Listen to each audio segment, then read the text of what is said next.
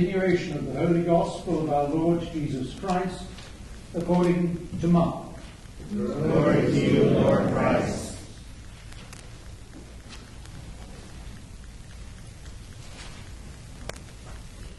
Jesus and his disciples came to Jericho. And he and his disciples and a large crowd were leaving Jericho. Bartimaeus, son of Timaeus, a blind beggar, was sitting by the roadside. When he heard it was Jesus of Nazareth, he began to shout out and say, "Jesus, Son of David, have mercy on me." Many sternly ordered him to be quiet, but he cried out even more loudly, "Son of David, have mercy on me." Jesus stood still and said, "Call him here." And they called the blind man, saying to him, "Take heart, get up, he's calling you." So, throwing off his cloak, he sprang up and came to Jesus. Then Jesus said to him, "What do you want me to do for you?" The blind man said to Jesus, "My teacher, let me see again." Jesus said to him, "Go, your faith has made you well." And immediately he regained his sight, and he followed Jesus on the way. The Gospel of the Lord. Praise to you, Lord Christ.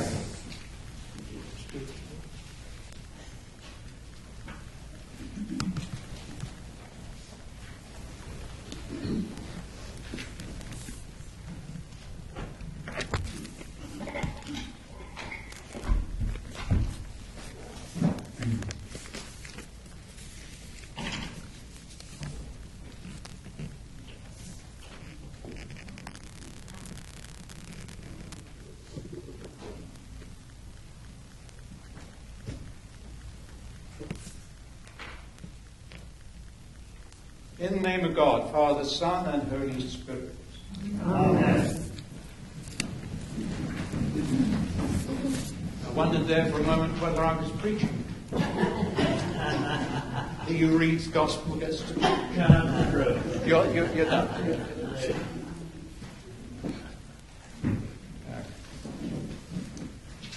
It's not surprising that most of the passages that are read for the gospel each Sunday are familiar to us. We've heard them so often, and there's a real temptation to turn off, to not listen to them when they're being read, even by the person who is reading them. And that's very sad. These stories have been told for over 1900 years. They've been read in the course of public worship in English for half a millennium. And if English-speaking clergy and teachers have been doing their jobs properly, ever since the time when King Alfred the Great insisted that preachers and teachers use English for their sermons and for their lessons, then they have been heard by English-speaking children and churchgoers for over 1,500 years. So we know the stories. We've heard them before.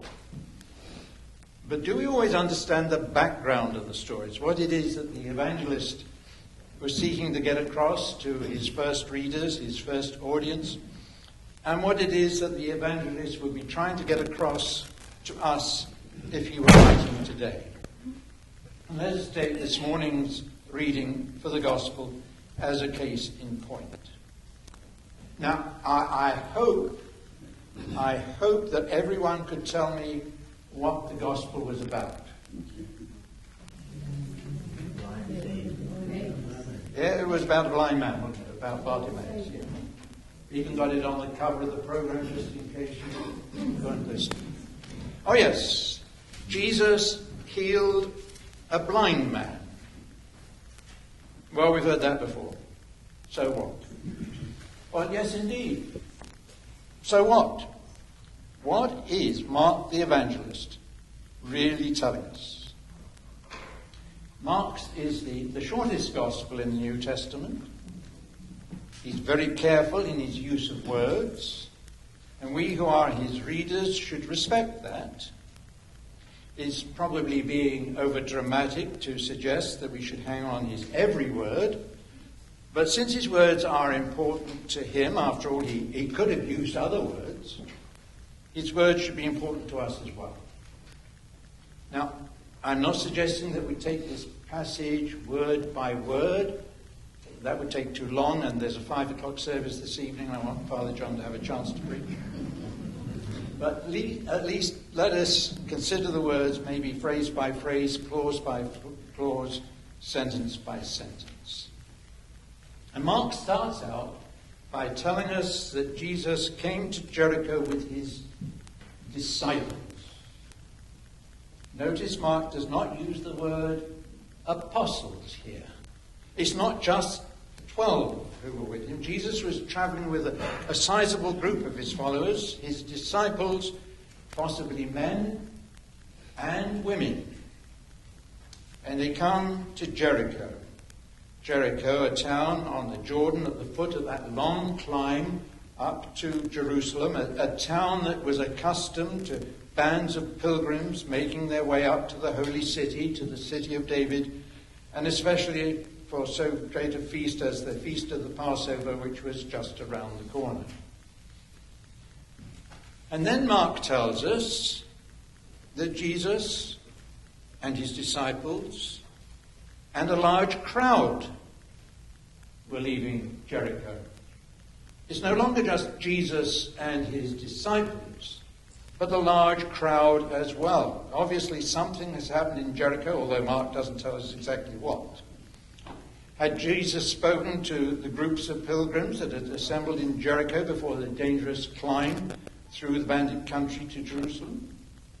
Had they been impressed by what he said?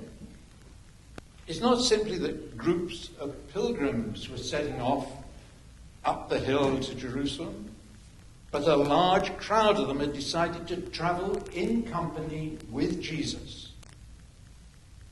Mark is telling us, if only we would listen, that Jesus was not approaching the authorities in Jerusalem in a quiet, almost private manner. He was coming accompanied by a crowd of believers, a crowd of followers. And no wonder the authorities in the city of David were alarmed at his coming. And then Mark introduces a new character. And this character is virtually anonymous. All we know is that he supposedly had a father who was known as Timaeus, or as he's known in other parts of the world, Timaeus. In fact, Mark tells us this twice. He tells us it in Hebrew, Timaeus, and then in Greek, Huios Timaeus, which translated into English is the son of Timaeus. Yet, Timaeus doesn't look like a name at all. Nobody else in the Hebrew Scriptures, nobody else in the Greek New Testament has this name. In the version of this story in Luke's Gospel, the blind man is not named at all, nor is he in Matthew's account. And in Matthew, he becomes two blind people, perhaps a man and a woman. And John doesn't have this story at all. It's only in Mark, only in this place. Now, there's a word in Hebrew, timea, and it means utterly defiled, with the overtone or the undertone that the defilement has come about through some deliberate action by the one who is utterly defiled. So this man's name or his nickname might indicate that he'd done something of his own volition that had led to his defilement and so to his ostracism. Mark tells us that he is a blind beggar sitting by the roadside. Whoever he is, whoever he was, whatever he had done, the so-called good people of Jericho had chosen to call him the child of utter defilement. He was blind and he was a beggar. And that's no surprise, since how else was he to find food if he could not do begging? He had to rely on the scraps that wayfarers left behind, the almost inedible scraps that other people chose to throw away, or perhaps they chose to hurl it at him because of his utter defilement and degradation. And he was blind. 1,000 years before the time of Jesus, Jesus' ancestor David had determined to make the city of the Jebusites his capital. This city was set on a hill, and the Jebusites thought it was an impregnable site. They mocked David as he began his assault on their fortress, jeering that they didn't need their regular soldiers to defend their fortress, since even the blind and the lame could defend it successfully against this David and his pseudo-army. As a result, as we read in 2 Samuel 5:8, David declared that once the city and its fortress had fallen to his army, no one, blind or lame, would be permitted into that area. And so it was for the next 1,000 years. No one who was blind, no one who was lame could enter the city of David or the site of the temple. And Bartimaeus was blind, he was defiled, he was degraded. And then he was told that Jesus of Nazareth was there with his disciples and with a great crowd of pilgrims passing by on the road to that very temple in Jerusalem. But there was no way that he could join that crowd. He was blind. He could not go to the temple. There was no way that he could join that crowd. But was there? He'd heard somewhere that Jesus of Nazareth was a descendant of David. Now just suppose that he could ask this descendant of the one who had cast a curse on the blind to revoke that curse. What might happen? And so he cries out. He cries out to Jesus, not as son of Joseph, but as son of David. Jesus, son of David, have mercy on me. He'd had no argument with David. Why should he be forced to live under David's curse? Why should he be victimized for what someone of another nation altogether had said in the past, 1,000 years ago? Jesus, son of David, have mercy on me. And how many in that crowd, that same crowd who had captured something of significance to them in what Jesus had said, now told the beggar to keep quiet, keep quiet, keep quiet. But that only provoked him to seek the more for aid. Son of David, have mercy on me. And above the din and above the hubbub, Jesus heard that cry, and he stopped completely. Mark says that he stood still, so that the blind man could locate him by the sound of his words. Call him here. And no one dared to say no. They wouldn't approach the blind, defiled, degraded man. They wouldn't even give him a name or a nickname. But someone called out to him and said, "Hey, take heart, get up, he's calling you." And although he could not see Jesus, he knew where Jesus was standing. And not only did he get up, we are told he leapt up. He sprang up. And is Mark quietly hinting here, although not specifically saying so, that this leap of faith was a miracle in itself. For it was the blind and the lame whom David had cursed. And we cannot say that Bartimaeus was lame as well as blind, but when Mark writes that he sprang up, might he not be telling us that he was, and that part of David's curse was already lifted? And there's something else here. Mark tells us that Bartimaeus threw off his cloak. And we must ask whether that was all that he was wearing. After all, he was a beggar. He had no money. All he had, perhaps, was this cloak. That was all he was wearing.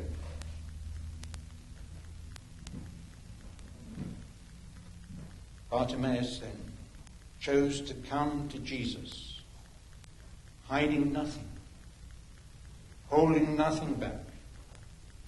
Jesus could see Bartimaeus just as he was, in all of his defilements, in all of his degradation. And Jesus speaks. And he speaks in the form of a question. What do you want me to do for you? Now, we might think it was obvious. This was a blind man. It's obvious what the blind man must have wanted. But so far he had only asked for mercy. And Jesus had shown him that by stopping still and summoning him. But now Jesus is getting down to specifics. And how often we fail to be specific in what it is that we want God to do for us. We think he knows. But is there something we're holding on to? Is that cloak still there? Is that prop still there? Jesus sees a blind man. But sometimes those who are blind might only be looking for a handout. Take away their blindness, and what have they left by which to beg for alms? Take away our prop, and what are we left with? Did Bartimaeus really want that last crutch, his blindness, to be taken away? He made one leap of faith. Was he prepared to take a second? Dare he ask Jesus to take away that last prop? And as we ask that question about the blind beggar of Jericho, perhaps we should ask it of ourselves. Do we really surrender ourselves, our minds, our bodies, our very souls to Jesus? Or do we hold on to just that one little bit of ourselves, that one last crutch? Do we really come to Jesus just as I am, without one plea? But Bartimaeus knew what he most desired. He wanted to see, and not just to see, but to see again. My teacher, let me see again. He was not asking to receive sight, but to receive it again. This tells us that he had once been able to see, and now he wanted his blindness, perhaps his self-imposed blindness, to be lifted. He demanded that his former state of vision be restored, that he might recover from his defilement and his degradation and be restored to innocence. And Jesus grants his wish. Jesus answers his prayer. Jesus removes the curse of his ancestor David. Well, there's the story as Mark recounted it in the first century of the Christian era. It's a story of a curse removed and of innocence restored, and that is wonderful. It's also a proclamation to the people of Mark's generation and of all generations that have followed that Jesus is ready to stand. To stand so that we can come to him just as we are, and that he will restore us to a state of total innocence, no matter who we are, no matter what it might be that we have done that has led us to a state of defilement and degradation. And then what happens?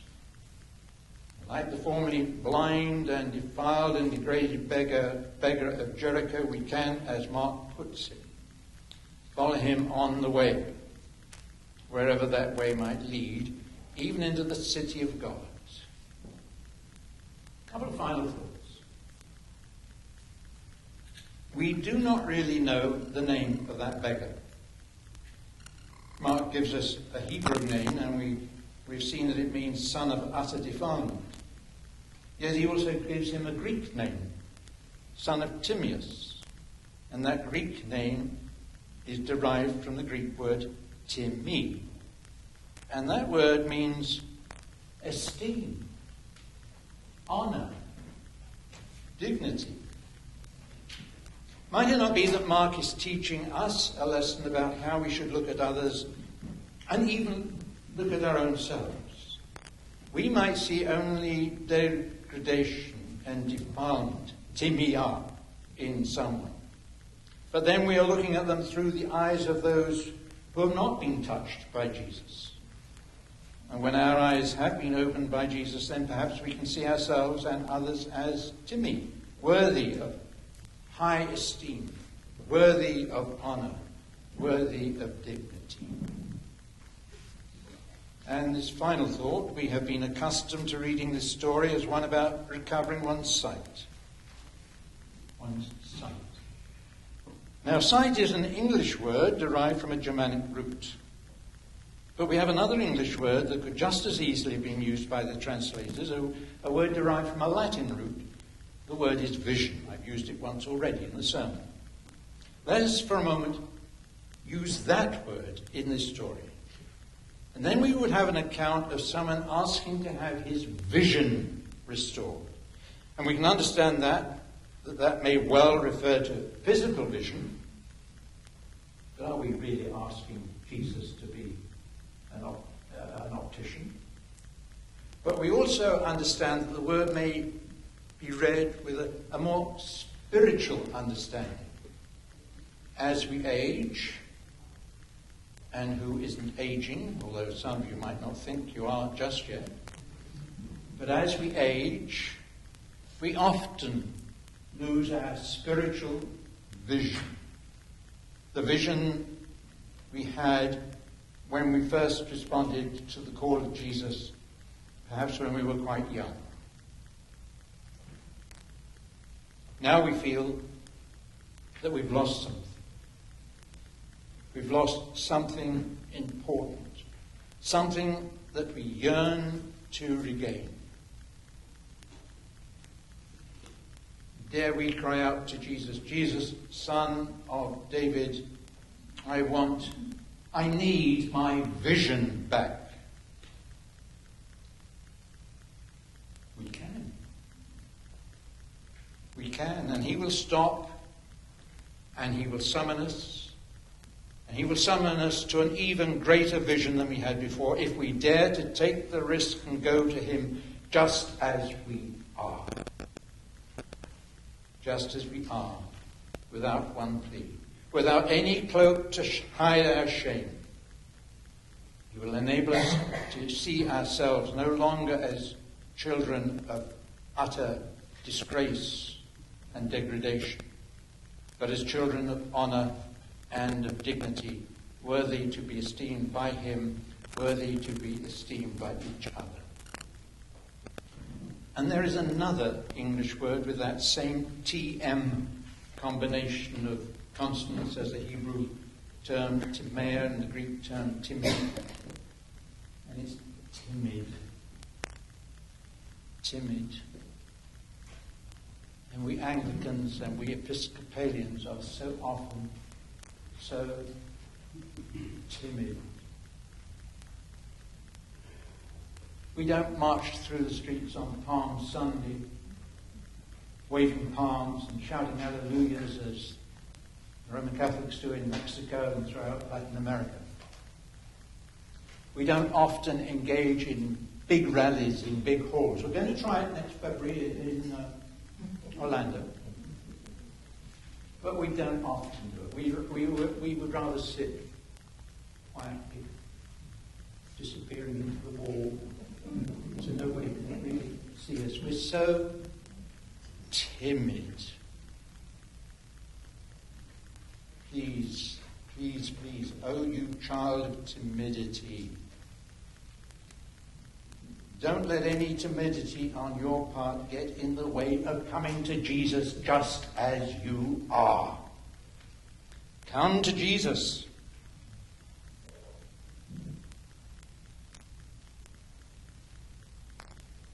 As son of Timaeus, daughter of Timaeus, yes.